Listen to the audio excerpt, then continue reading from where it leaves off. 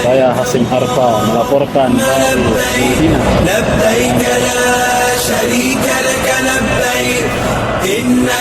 Kantor Urusan Haji di lingkungan Konsulat Jenderal Republik Indonesia Jeddah memiliki peran penting dalam memastikan kelancaran pelayanan jemaah haji dan umrah Indonesia di Arab Saudi. Tidak hanya saat musim haji berlangsung, kantor tersebut juga bekerja sepanjang tahun melakukan berbagai persiapan teknis dan koordinasi dengan pemerintah Saudi. Pembantu staf teknis Kantor Urusan Haji KJRI Jeddah, Zakaria Ansori menjelaskan bahwa secara struktural kantor urusan haji berada di bawah KJRI Jeddah, namun secara fungsional dan anggaran berada di bawah Kementerian Agama Republik Indonesia. Selain urusan haji, pihaknya juga menambahkan penanganan persoalan jemaah umroh Indonesia di Arab Saudi, mulai dari kasus wan prestasi penyelenggaraan perjalanan ibadah umroh atau PPIU, pendampingan jemaah sakit, hingga pemulangan jemaah yang bermasalah. Menurut Zakaria, ketika operasional haji berlangsung, personel kantor urusan haji melebur ke dalam struktur petugas penyelenggaraan ibadah haji atau PPIH Arab Saudi. Meski demikian, secara organisasi kantor tersebut tetap menjalankan fungsi dukungan operasional di lapangan.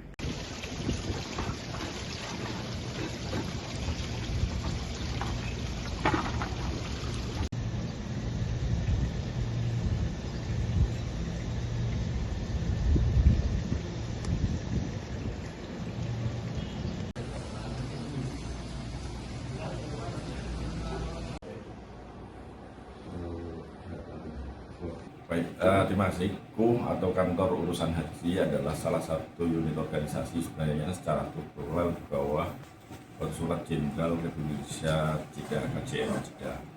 Tapi secara fungsional KUH berada di bawah Kementerian Haji dan Umroh Indonesia. Di luar musim haji, tugas utama KUH tentu melakukan persiapan terkait dengan ibadah haji, berkontak dengan Kementerian Haji Arab Saudi dan melakukan koordinasi sampai dengan termasuk penyediaan akomodasi, transportasi dan konsumsi serta kebutuhan lain sebelum masa operasional ibadah haji.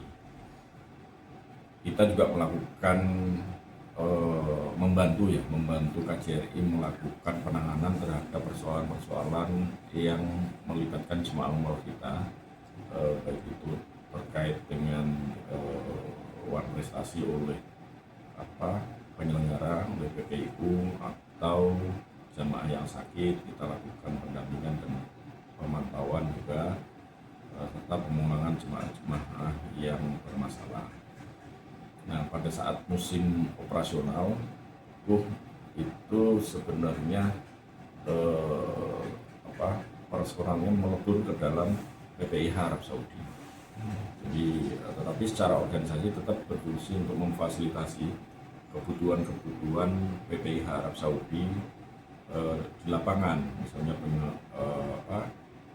penata laksanaan kendaraan, kantor-kantor sektor atau hacker di bandara misalnya, juga kebutuhan yang lain yang memang itu menjadi ranah secara anggaran operasionalnya memang dibebankan di kantor urusan haji. Tetapi personalnya melebur ke dalam struktur PPIH Arab Saudi. Ini sudah ada sejak dulu kedutaan besar ada di sini, dulu kedutaan besar kita di Jeddah sebelum pindah ke Riyadh dan menjadi KJRI. Dulu namanya bidang umroh dan haji, bidang urusan haji, makanya dipanggilnya Pak Kabid, Kepala Bidang. Tapi seiring dengan pemekaran atau perpindahan KBRI ke Riyadh dan kemudian di sini terbentuk KJRI, di sini menjadi staf teknis haji. Staf teknis haji itu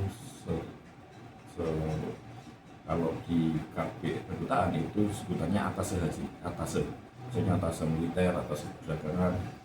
Kalau di tingkat KJRI namanya staf teknis. Staf teknis haji, ada staf teknis imigrasi, ada staf teknis perhubungan dan lain-lain. Secara struktural berada langsung di bawah Konsul Jenderal, tapi secara fungsional dan anggaran berada di bawah Kementerian Haji dan Umroh. Pak, hingga saat ini kan sudah masuk gelombang kedua. Gimana evaluasinya atau teman-temannya pelaksanaan Haji 2026 ini, Pak? Iya, kalau dibanding dengan tahun kemarin, saya kira kita harus bersyukur bahwa secara umum bisa berlangsung dengan smooth ya, dengan lancar, tanpa ada persoalan-persoalan yang menonjol gitu ya.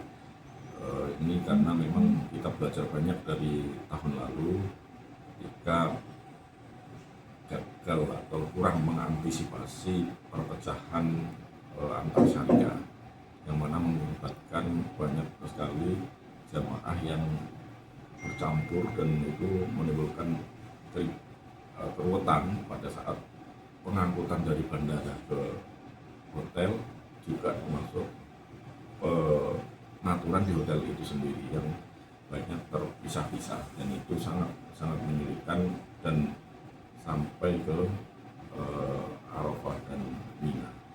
Kita berharap untuk tren ini kita tetap pertahankan dan syukur-syukur semakin kita kurangi persoalan-persoalan.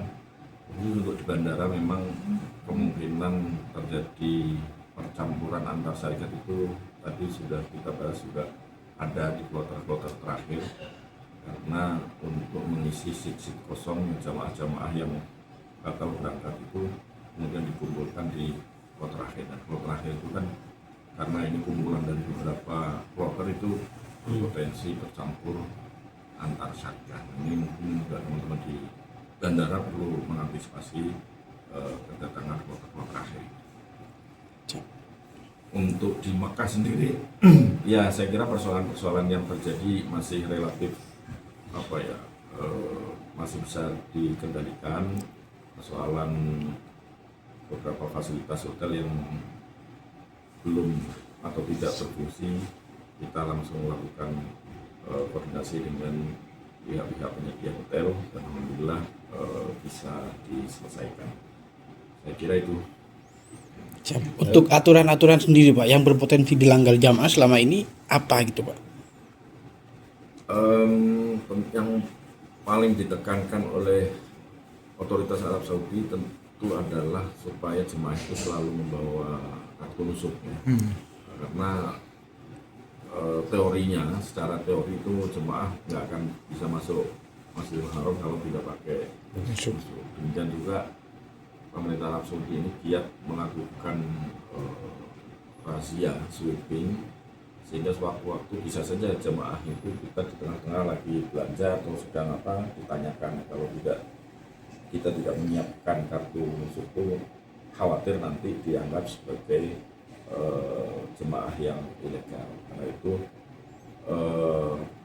kemanapun kami sarankan agar jemaah itu selalu membawa kartu nusuk atau dan moto di tablet ya, di HP masing-masing, supaya kalau itu ketinggalan ada backup yang untuk ditunjukkan.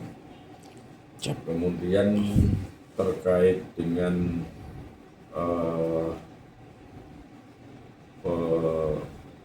bepergian, sebenarnya kalau dari pemerintah Arab Saudi juga tidak mengatur, tapi kita sudah ada kebijakan untuk meminimalkan perjalanan yang tidak perlu. City tour maksudnya, Karena fokus kita, jemaah kita untuk 2021 ini kan harus haji dulu lah. Setelah haji nanti mungkin lebih longgar dan lebih tidak ada beban gitu. Karena kewajiban sudah diselesaikan. Oke, sip. Download Tribun X sekarang, menghadirkan lokal menjadi Indonesia.